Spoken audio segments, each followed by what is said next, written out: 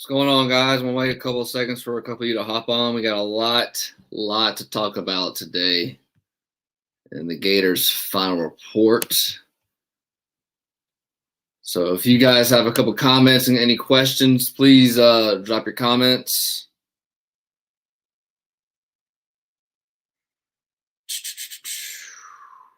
Just waiting for a couple of y'all to hop on. This is the Gators' final report. We're on the SEC and the Florida Gator channel on YouTube at the Voice of College Football. Make sure you guys are subscribing and liking the channel at the SEC, at the Florida Gator channel. Let me do a couple things here. Wait for you couple of guys to hop on, and then we'll get started.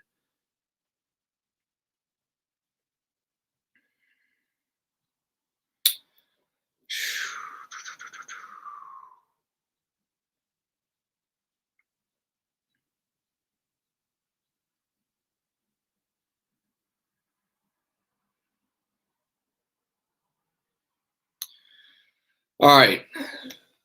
It was a tale of two halves. First drive was really slow, and it was a first 3 and out, and then Florida started rolling. Emory Jones played a lot more than I thought he was in the first half. I thought Richardson would play a little more in the first half, and when he did, good Lord, it was just – Anthony Richardson's just on a different level. We'll get to his injury in a second.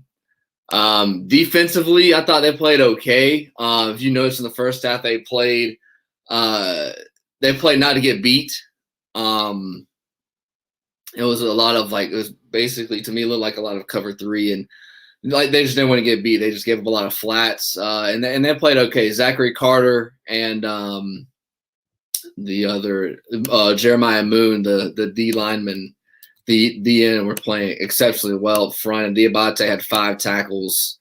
And there was a crazy stat I saw at the end of the first half. It said 21 different players for Florida made a tackle. So that was nice to see. But in the first half, it's all about the quarterback position and what Florida's going to do next week against Alabama. So yeah, I see a lot of you guys commenting about Anthony Richardson. It was a hamstring injury he had. I think he's going to be okay. But you never know with the hamstring issues. It could be the hamstring can be very tender, and every hamstring issue is different. But yeah, if he's healthy, there's no way you can't play him. I know last week I said on the show, I'm not going to overreact and say, that to pull pull Emory Jones for Anthony Richardson. But good Lord, you don't have to be a genius. You can watch the game and go, okay, Emory Jones just doesn't provide what Anthony Richardson can do. And you can see his stats at the bottom. Anthony Richardson, good Lord, he played 15, 20 plays. And it seems like every time he touched the ball, it was a rollout left, connecting perfectly to Copeland. Everybody was expecting to run the first play. He came in, he connected deep to Copeland on a pass, on a post on 75 yards. And then the last run he had where he had a cramp. You can't teach that. That's not coaching. That's just straight up talent. And that's just Anthony Richardson. And there's no way you can't keep him off the field. He should be able to play every down. Emory Jones played well. If you take out the first 3 and out, he completed pretty much every pass. I forget what the stat he had. They showed it. He went 9 for 12 in the first half. Emory Jones did. His first 2 throws were on that first drive where he overthrew. Forget one guy was, and in the first pass. But then after that, he completed 9 straight, and then the only incompletion he had after in the first half was the ball to Justin Shorter inside the 5 that he should have caught. So that was nice. But then in the third quarter, he has 2 missed reads that lead to 2 interceptions. And that's been a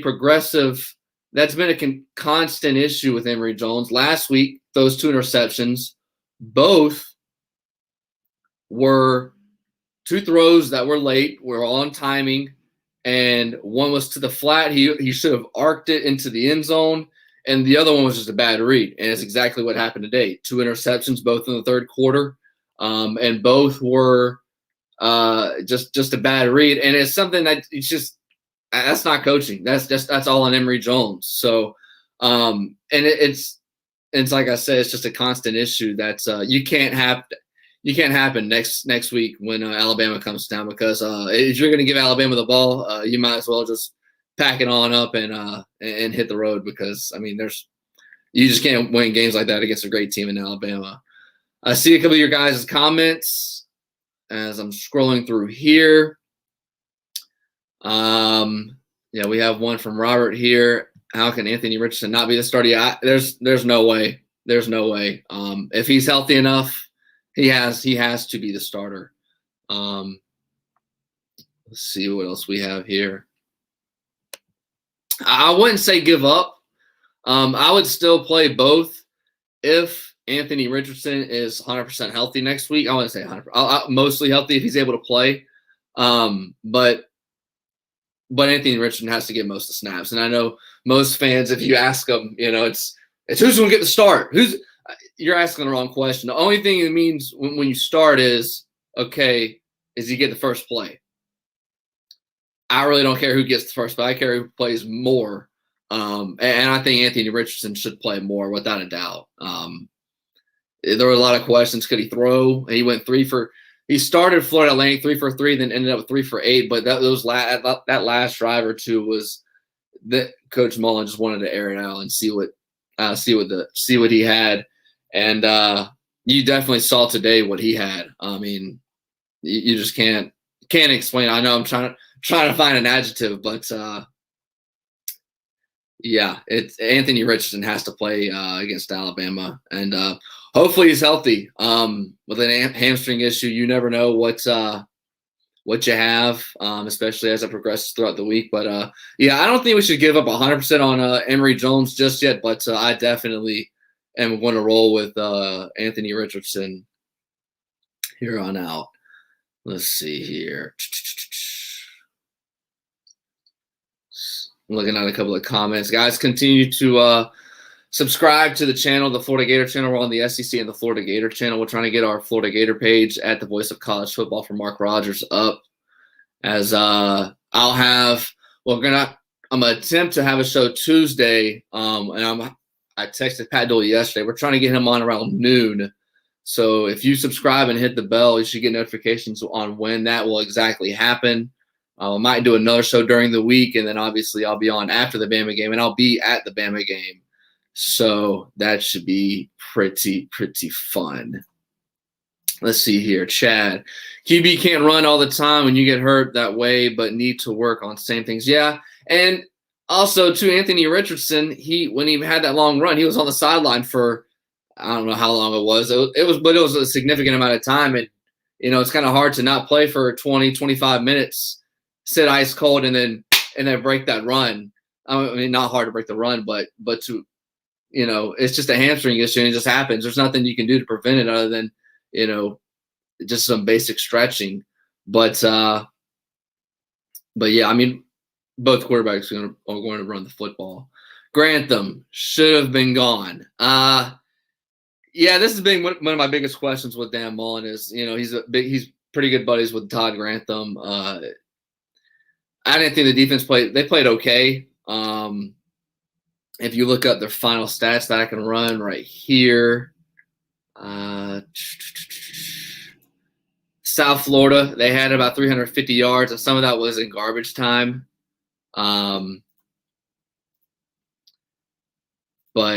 I don't. Todd Grantham, I mean, he brings a lot of the blitz, but we'll see. I'm not a big proponent of Todd Grantham, but again, it isn't only 2 games, so you never know what Dan Mullen and Todd Grantham have been holding behind their back for the last 2 weeks that they didn't want to show for Alabama. I mean, again, Dan Mullen has spoke repeatedly in the offseason before the Florida Atlantic game on using 2 backs in the backfield. And he didn't do it a lot against Florida Atlantic, and I don't think he did it much today. So it'll be interesting to see if he does that or if they did it in camp and then they just went away with it once the season started. So definitely something to look forward to going next week into Alabama. Should we be concerned that we allowed USF to get as many points as they got from Josh? I would be concerned a little bit. I wouldn't be concerned about the fourth quarter because a lot of those were backups, and it was the backup quarterback for USF. I would be concerned, though, a couple of times the way USF moved the ball, because in the first half, USF went 4 for 11 on third down, and they only completed 3 third downs the entire game against NC State, and that's not good. And now, granted, too, it was at USF, and it was a big game for them. So the intensity of the energy is ratcheted up a little bit at the beginning of the game. If you can remember on that first 3 and out, those guys were running around pretty excited, and I don't think USF would have reacted like that if it were I don't know, throw a team Memphis. But yeah, I think it's a little bit concerning. But however, the first 2 times that USF scored, Florida held them to 2 field goals. So it's good that, it's not good that USF drove down the field, but once you get in the red zone, it's crucial to keep the team from scoring 7, to keep them held to 3. So that was a positive in a negative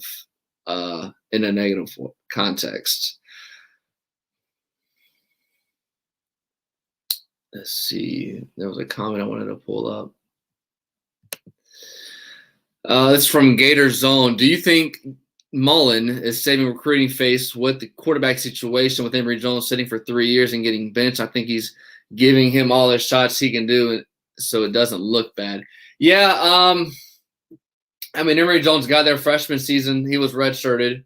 It was because Franks was there, and Franks was the guy. And then the last 2 years has been Kyle Trask. So and I think it definitely is a huge a recruiting tool, the way you get your quarterbacks, but also the way you play them. I know this is a Gator channel. We're talking about the Gators, but if you look at the way Kirby Smart has handled the quarterback situation in Georgia, Jake Fromm plays well in that first game when Jacob Eason got hurt, and then Jacob Eason leaves, and Eason is playing in the NFL, and then Jake Fromm didn't get drafted. And then you look at right now what's happening at Georgia. You have Stetson Bennett playing, who coming out of high school only had 2 offers, one from Georgia, I forget the other school, and he's playing over 4-star who played really well in high school, Carson Beck from Jacksonville, where I'm from, and 5-star Bob Vandergriff. That's kind of hard to explain to your fan base and to other quarterbacks when you tell them that they're going to get opportunities.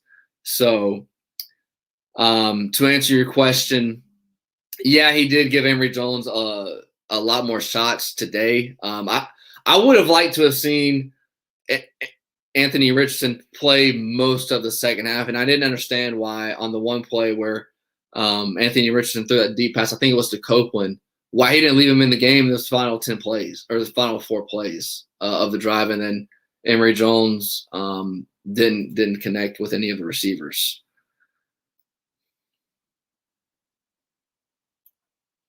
Let's see. I see you guys commenting. If you guys are new, this is the Gators final report.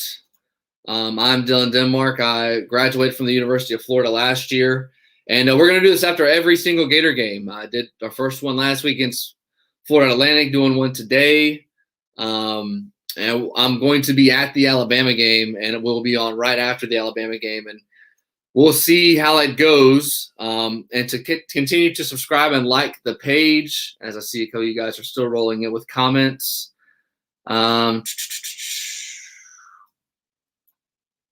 Do we have a shot? If the answer is yes or no, I would say yes. I know this is have any hope. If Alabama plays the way they're supposed to play, I would say yes. But I think the game is going to be determined by Florida's defensive front. I know a lot of the conversation going into the week is going to be all about Anthony Richardson. Is he healthy? How much time will he play? But I think the Gators' hopes of success is going to come down to Jeremiah Moon, Zachary Carter, and any other defensive lineman, Ventrell Miller and Diabate, the other 2 linebackers, if they're able to get pressure on Bryce Young. If Florida can't get pressure on Bryce Young, you can forget about it. It's going to be a wrap because then Alabama's going to do whatever it wants to do. And what will be interesting to see is if Florida, what their game plan is and blitzing. We all know, have your opinion on Todd Grantham, but the man loves to blitz, and Todd Grantham loves to blitz. And if you looked at the Alabama game when they played Miami, they blitzed the crap out of Bryce Young, and he played better against the blitz than he did not against the blitz. So that'll be interesting to see what happens there. Let's see here. A couple of questions I'm trying to get to you guys. There's a lot of questions and comments coming in.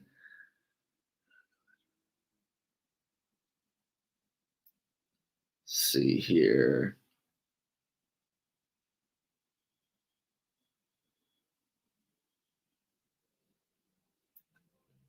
Yeah, talking about this is from Lee. I told y'all in the herd, Emory Jones throwing picks left and right. Yeah, there was a lot of conversation in camp coming out that Emory Jones wasn't, that he was playing okay, but Anthony Richardson, everybody was saying that he was the dude, and he's definitely shown it. So to give a quick recap, we're about almost 20 minutes in. First half, I thought Florida played well. A bit of a slow start after that first drive, but then Emory Jones settled in, completed pretty much every pass. The one incompletion he didn't have after that first drive was the deep pass he connected with Justin Short, and it fell through his hands. And then the third quarter was just an abysmal. The two interceptions, like I said earlier, were just like he had against Florida Atlantic. It was bad reads, plays that should have been 1-2 bam, and he waited 1, 2, 3, 4 throws, and the defensive back is able to make a play on it when it shouldn't have been. Just timing and just a misread. And these were two practice games before Alabama, and you just can't have that when you play Alabama next week. And Anthony Richardson, I know last week I said I'm not going to overreact to Emory Jones and Anthony Richardson. What happened, what took place against Florida Atlantic, but after what happened today, if Anthony Richardson is able to play next week and he's, I would say, 80% healthy, you got to roll with him. Now, the percents I would go, I would have to, if Florida wants to win the game against Alabama, which I think the objective is, I think you would have to go Anthony Richardson 80% of the time and Emory Jones 20% of the time.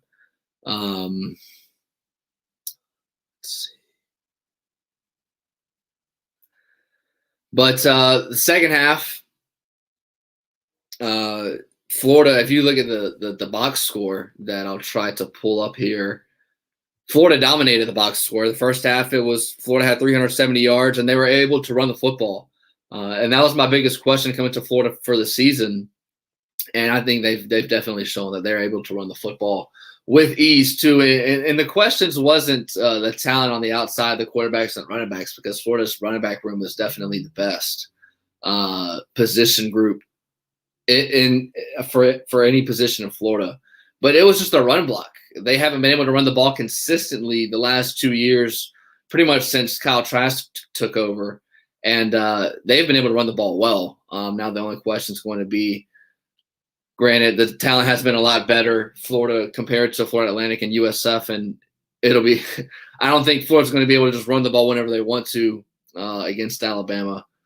So, especially against their front four. It looks like their front line is back to what they were and what they weren't last season. There was a question about the secondary that I'm trying to find. No, Mike asked the question, what do we think of our secondary? I thought the secondary played okay. Nothing special. They weren't awful. They weren't great. The first half, it seemed like they were playing a lot of cushion, and that's how South Florida was able to dink and dunk and get down the field. But, I mean, secondary does have a lot of work to get done. Helm, the defensive back, it seemed like he was getting picked on. They didn't throw a lot to Kyer Elam's side wisely.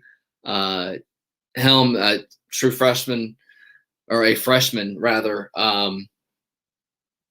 he's going to definitely have to step up and play better come next week.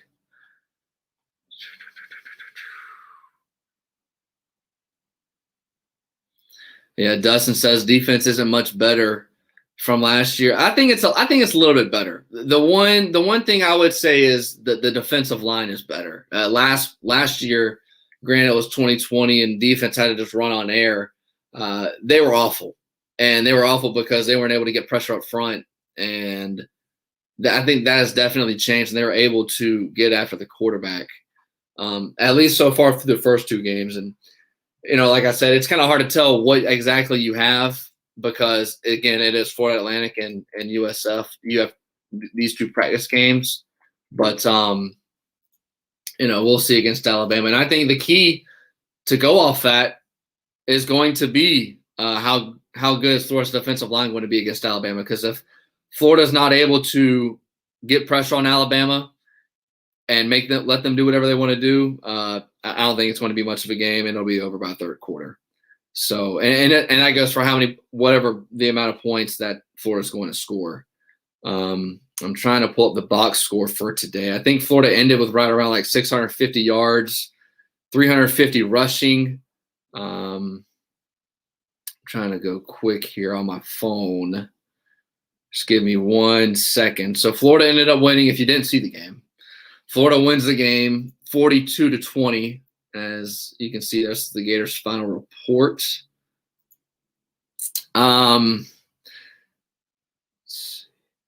Florida had 26 first downs, and South Florida's 20. Florida ended up with 666 total yards, and South Florida just ended with just under 300. 360 yards rushing for Florida with 300 through the air. 30 minutes in penalties, 30 minutes time of possession with 4 penalties for 45 yards. Florida averaged 8 yards a carry. And I think, what was the stat that Dan Orlowski said toward the end of the game, that when Anthony Richardson was in, he had an average of 18 yards per play. And again, if you're just joining us, I think there's no way you can't play Anthony Richardson come next week if he's healthy. So that's my take. I was pretty skeptical.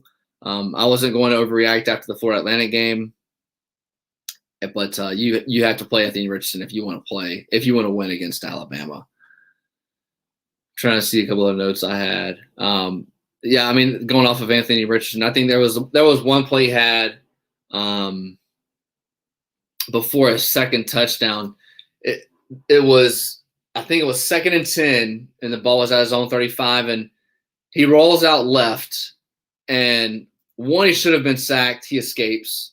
And then there was one player, I think it was the linebacker for South Florida, that had an angle on Anthony Richardson, and Richardson was still able to escape, get past the first down mark, and get a 15 yards. That's a play that won't get talked about at all, but that was probably one of the most impressive plays he had. Other than the one throw he had, and then that 80-yard run. That was just, you can't coach that. It's just crazy to think about how Anthony Richardson is able to do that. 6'4", 240 pounds. So we have a lot of comments rolling in. Like Lee said, clear loss to Georgia and LSU. We're going to lose 4 games. Well, if you're going off what Florida is right now, I mean, possibly, but LSU didn't play well against UCLA, and we'll see what JT Daniels is like. I'm taking it one step at a time, because Florida plays Georgia, and also another game too that Florida can't overlook is that Missouri team. Basil, the quarterback from Missouri, is probably one of the better quarterbacks in the SEC behind Matt Corral, and we'll see. I'm not going to overreact to just the first 2 games, but that's just me. Guys, let's make sure we're subscribing to the Florida Gator channel at the Voice of College Football. We're trying to get our subscribers up, as I'm trying to see what Dan Mullen said. This is from Twitter. AR does something exciting. He does some exciting things, not always the right thing, but some exciting things. Has 2 excellent quarterbacks. Mullen says both quarterbacks were so-so with some things in the second half after playing well in the first half. Well, here's an interesting comment. I'd like to get y'all's opinion on this. Dan Mullen says, quote, two quarterback offense says I haven't shown their full potential yet. Let Let me read the tweet from this is from Nick De La Torre. Mullen says they haven't shown their quote 2-quarterback offense yet. So, and if you notice too, they haven't gone back and forth. It was the first 2 drives, it was Emory Jones, and then the next drive, it was Anthony Richardson, and then went back to Emory Jones, and then Anthony Richardson for a full drive. So I don't know if that means that come Alabama next week, they'll go back and forth, but I guess we shall see. Trying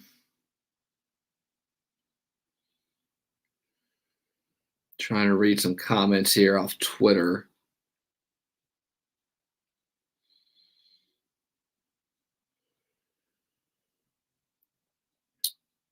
But yeah, I mean, I thought Florida played well. If you remember, what was the first half score? It was 35-3. And then after that, it was pretty much smooth sailing. You end up with a 42-20 score. And South Florida scored most of their points in the fourth quarter. If you guys don't know who I am, I'm Dylan Denmark. You can follow me on Twitter at Dylan_Denmark. I have my own podcast on the Mark with Denmark. I'm going to try to get Shane Matthews on next week, and I'm trying to get Pat Dooley on this channel Tuesday around noon. If you subscribe and hit the channel, hit the bell, you'll get a notification anytime we ever post anything. So you guys won't have to worry about that. And I will be at the Florida-Alabama game starting next week, and we will be live again right after the Alabama game. But guys, continue to share this on your Facebook and Twitter pages. Yeah, I kind of agree with Landon here. I didn't think Anthony Richardson made any mistakes. I guess he was talking more from Emory Jones. But yeah, I didn't see any mistakes from Anthony Richardson before he got hurt.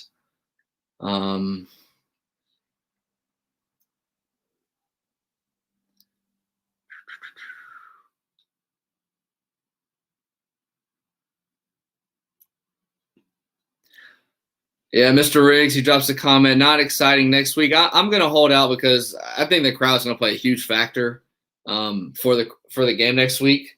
Being a Florida fan, and guys, drop me your comments on this and tell me what you guys think. One, tell me who all is going to the game, and 2, I can't remember a time since the glory days from 06 to 09 where there was this much excitement going into a game between Florida and Alabama in the Swamp. I mean, I've been looking at tickets, and all the tickets are like $300-$400. They're hard to get by, and it was sold out a couple of days ago. So, guys, drop me a comment if you can remember a time where there was a lot as excitement going into the Gator game, and it seems like there's Florida's had this game circled for a long time, pretty much since the year ended last season.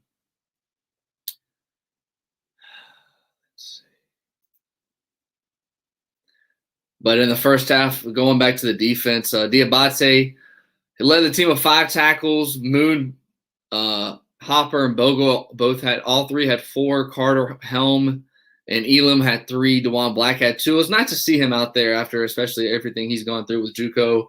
Was supposed to come to Florida initially. And a crazy stat I saw, 21 different players had a tackle in the first half for Florida. And Staples here shows a comment. AR and Copeland connecting is a nice combo. Yeah.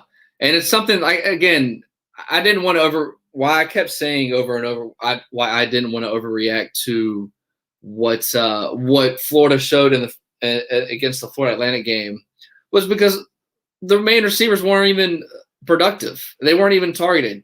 Weston had the most yards, and Rick Wells was the second receiver who had the most yards. And I think the leading receiver, Weston, had like 44 yards. I think I'm going to go with I don't think Weston and Wells will be our leading receivers anytime soon in any game that means something. And as you can see there at the bottom, Copeland caught up for 175 yards on 5 catches for 2 touchdowns. And it was 2 deep passes. Florida, I don't think this is 100% accurate, but Florida ended right around, I think it was 600 yards, with 300 through the air and the rest on the ground.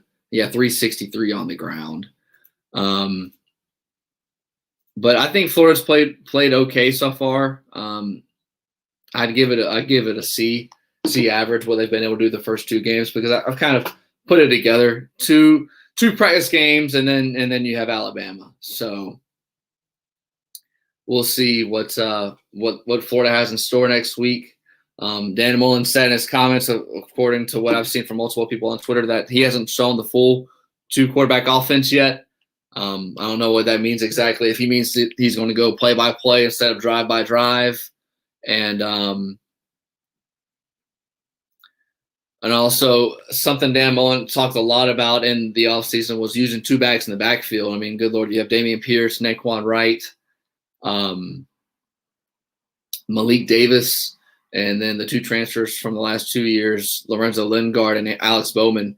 But he hasn't done a lot. He did a little bit in the Florida-Atlanta game, and I don't recall him doing that a lot today against South Florida. So let's see if Dan Mullen's been holding out and going to show the formations and any of the other plays that he's wanted to against Alabama.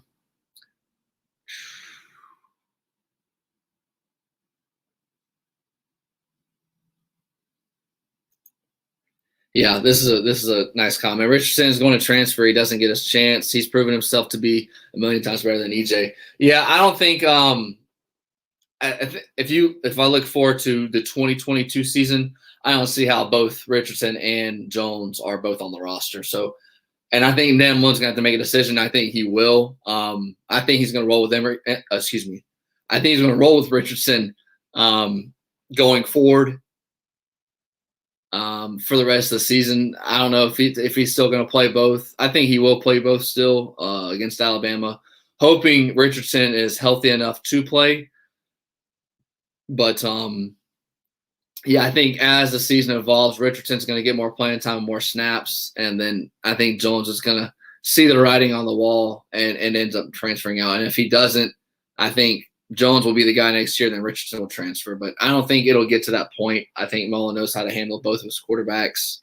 But yeah, I don't see any concept if Anthony Richardson is as good as we've seen so far, granted being against two group of five teams, that he doesn't get all the snaps next season, and Emory Jones, I think, will be forced to transfer. I would tell him he's earned the spot one, not to give him any loss of feeling. That was from Q. Colin wanted to follow up middle of the point. Mullen is doing a disservice to the fan base if he keeps trotting out Emory Jones as the starter. Yeah, we'll see. Like, again, only 2 games in. And again, starter just means you just play the first snap. So I'm more concerned with who gets more snaps with an S and not just the first snap. But I think Anthony Richardson, if from what I've seen, I don't see how he doesn't play less than 75% of the snaps against Alabama next week. The way he's able to run the ball and just make guys look silly. You can't coach that. And one thing I wanted to talk about when you're talking about the quarterback controversy between Jones and Richardson, I know before today, I was one of the people that didn't want to overreact and just pull Jones after he had a bad game and Richardson came in late in the game. You don't know what you have until you get on the field. Meaning, when you're in practice, defense can't touch the quarterback. And if you can't touch the quarterback, well, the quarterback can't run. Yes, you can say Richardson has played – he played receiver that last play in the first half against South Florida Atlantic. And you're able to see what the kind of athlete he is. But you can't run the plays that you want to with running quarterbacks in practice because you can't touch them. So it's really a wait and see. And say you have Anthony Richardson, that is able to run the ball well. Well, I mean, you don't know until you actually see him. And then to counter that, you don't know what you have until you're live in the game with with live pressure. And another thing with Emory Jones that I meant to speak on was his 4 interceptions, 2 against Florida Atlantic and the 2 today, were both with a clean pocket and all the same mistakes. It was reading the defense wrong or having an open guy and then the defense closing on it, having bad rhythm, bad timing. And that's just you don't expect that from a fourth-year guy. I mean, he's been 18, 19, 20. This is his 4th year. He's a redshirt junior. Those are plays that Emory Jones, that he shouldn't be having issues with. And I know that this is only technically his 2nd career start, but that's just inexcusable so far. Cole, another comment. He said something's off with Emory. He came off the bench for Trash. He looked pretty good, but he came with pressure off being the star. Just can't handle it. Yeah, I mean, and a lot of it too is all confidence. If you notice too on a couple of balls that were overthrown or that he sails are all about with his feet.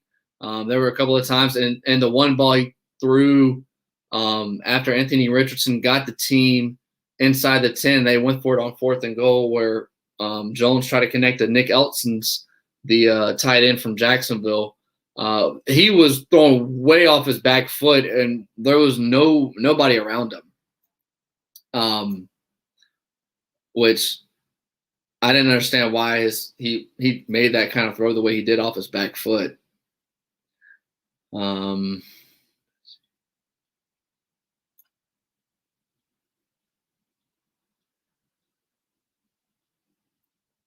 see here. I'm trying to see a couple of guys' comments. Thank you guys for watching. We're going to go about another 10, 15 minutes. This is the Gators final report. If you're just joining us for the first time and didn't catch last week's show, I'm Dylan Denmark. As you can see right there, you can give me a follow anytime. I go live. I have my own podcast, On the Mark with Denmark, on YouTube that you can see. But I post all my content on Twitter right there at Dylan_Denmark. And we're going to do the Gators final reports every Saturday after every Florida game. Next week's game is going to be at 3:30 against Alabama. And continue to subscribe and like the channel and hit the bell to get notified when we post content on this channel. We're also on the SEC channel as well. We're trying to build this Florida Gator channel. Tuesday, I should have Pat Dooley on, and we're going to give a preview show. We'll review the first 2 games, but hit mostly on reviewing or a preview, rather, of what's going to happen between Florida and Alabama, what he sees. And I don't think there's anyone that knows more about the University of Florida and Florida football and their program more than Pat Dooley. So we'll see what he says if we're able to get him on come Tuesday. But you won't know unless you subscribe. So hit that subscribe button and get our numbers up on the Florida Gator channel at the voice of college football. Let's see here. We have a comment from, I think that name is pronounced Areola. Forget the level of competition. Both guys played against the same FAU and USF defenses. One looked like a Heisman winner, and the other looked like he never played the position before. Yeah, I wouldn't go that far that he's never played the position. He's just made a couple of bad reads, and those bad reads resulted in some horrible, horrible results. But, I mean, Emory Jones, like I said, first half played decent, played pretty well. First drive went 3 and out, 0 for 2. Then completed every pass after that in the first half, and the only incompletion he had was to Justin Shorter. And then the two interceptions were in the third quarter that he just didn't see well. It was all off timing, and the defense was able to make a play.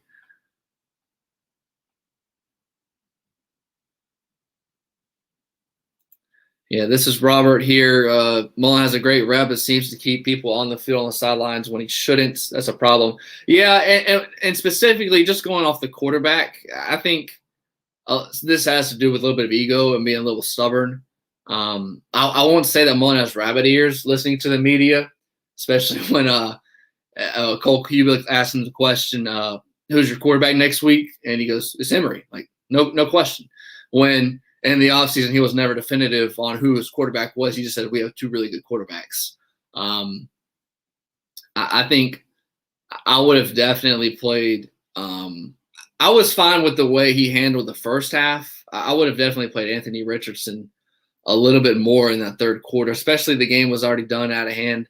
And Emory was playing well. I mean, he threw the ball well. He ran a little bit. I don't know, but that's just my opinion.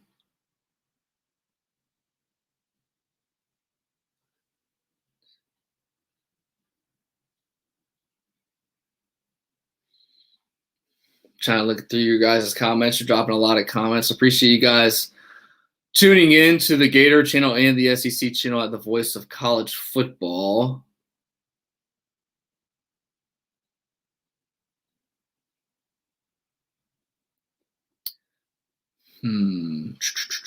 Let's see a couple comments on Felipe Franks.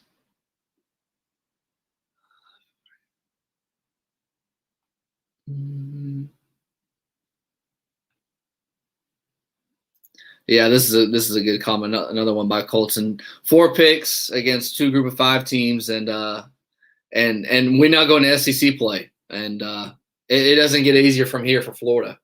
And again, Emory, it was all his 4 interceptions were all misreads, not under pressure, and they were 100% on him, and that's just it's inexcusable for a fourth-year guy. Understand that it was his second career start, but he's played in big games. He played in 4 games in 2018 when he was redshirted. Played a fair amount of games in 2019, and he played in a lot of games last season. If you remember, he played in the game against LSU, played quite a few plays and threw a touchdown. Came in against Auburn in 2019, played well when Kyle Trask got hurt, and Florida went down and scored a crucial field goal.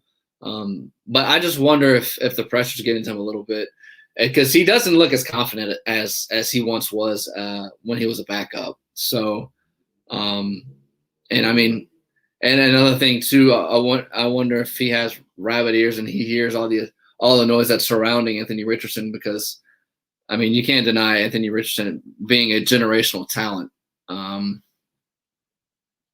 So,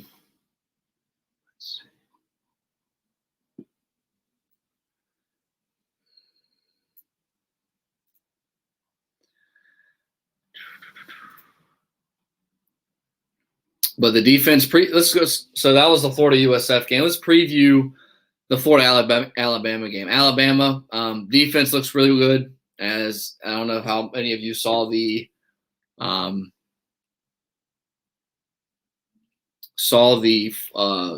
Miami game. They were able to get to De'Aaron King early and often, and Miami did not have a run game at all. And if Alabama's able to do that, I don't think they'll do it at that much success. But if Alabama can live in Florida's backfield, it doesn't matter who's at quarterback and who's at running back. I don't think it'll matter much. And I think if you had to ask me who is going to make a difference for Florida, who needs to make a difference for Florida and Alabama next week, it'll be the front 4 for Florida, and specifically 2 guys that played well today, Moon and Carter. If those guys are able to play well, Florida has a decent shot of competing in the fourth quarter. If those guys don't have a good game and Alabama's able to maul them up front, I don't see how Bama's not up 20+ in the fourth quarter. So that's just my take. Who knows what can happen, and also it all depends on the health of Anthony Richardson. Hamstring injuries. You never know with them. Richardson can wake up tomorrow morning and feel like it never happened, or it can linger with him all season. Those hamstring issues are like a very tender injury, and you never know what you have with them until they're fully healed. So we'll see. We'll talk about that throughout the week on this channel. The Florida Gator page at the Voice of College Football. Make sure you guys are subscribing to the channel as we're trying to get our subscribers up. And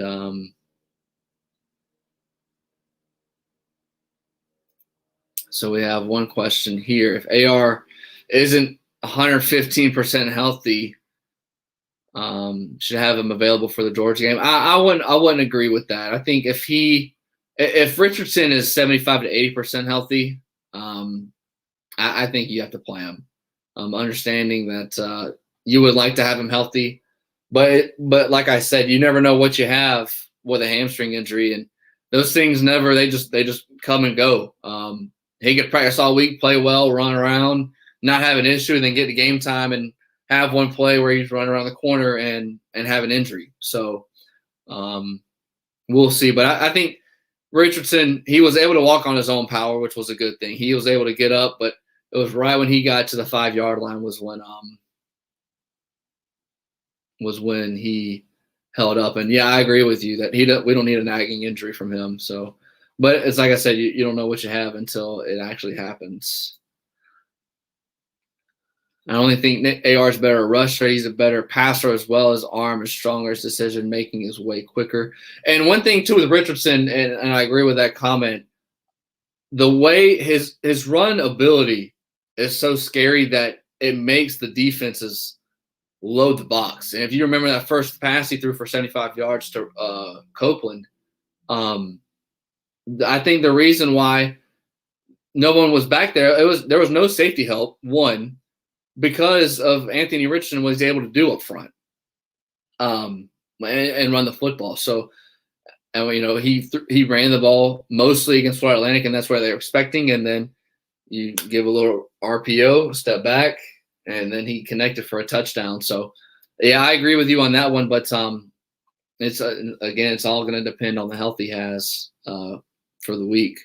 Carter Moon looked good, but let's face it, you can keep the Swamp Bama's O-line with Chicago Bears and Fields. Would be a happy man. Getting pressure will be a tall task. Yeah, that is. I think that's going to be the difference.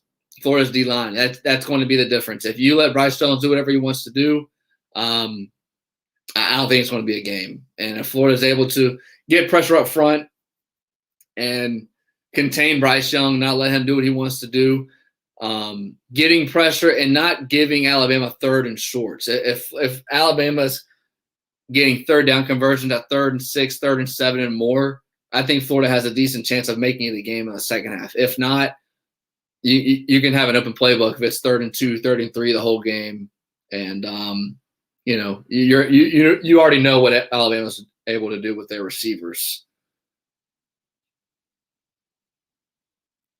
Yeah, I agree here with Liquid Flames.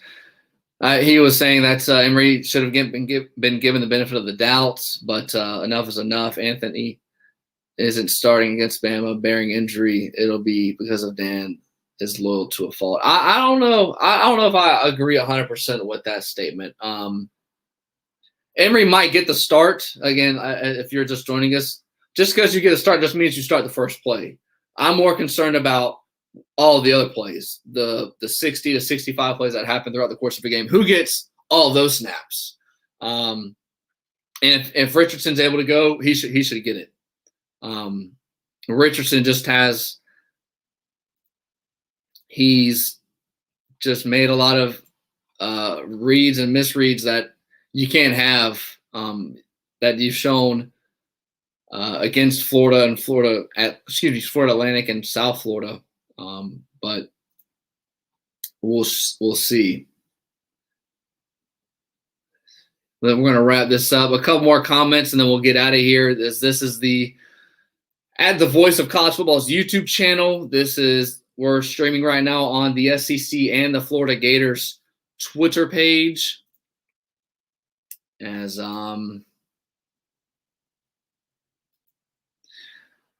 do a couple housekeeping things here, but any last comments and questions, go ahead and drop them. As this has been fun. Next week, games at 3:30 Alabama. I'll be live again right after the game. I'll be at the game actually, and I think it's going to be a great one. At least to start. I'm not saying it's going to be the result's going to be great, but Florida fans, the ones at least that I've been talking to in Jacksonville, Florida, they've all been excited. They've been circling this game since pretty much last season, and there hasn't been as big of a game like this since I think the glory days. But when Urban Meyer and Tebow were there. And I think it's going to be absolutely electric, at least to start the game, unless either Alabama crushes Florida to start and then they run away with it. But I think it's going to be a great game. I think the intensity is going to be like that Florida-Auburn game. If anybody was at that Florida game, it was loud and everybody was on their feet from start to finish. And I think that's I think that's how the game is going to be against Alabama. Yeah, Florida didn't cover. They were a 30-point spread favorite. It was a 42-20. Yeah, you would have thought that it was 35-3 and that they would have easily covered in the second half, but 30 is a lot of points. And I feel sorry for the people that fell short to the backdoor cover. A couple more questions and then we'll get out of here. Mullen knows if he benches Emory, his NFL chances drop drastically to NIL. He's sympathetic, but going out there. Yeah, I don't know. I mean, Jones has been in his system. I think Mullen knows Emory Jones more than anybody. He recruited him, and he's been with Mullen since day one. And you've had 2 practice games to know what you get before you played Alabama. So I'm not going to agree or disagree, but I'll say it's a wait and see.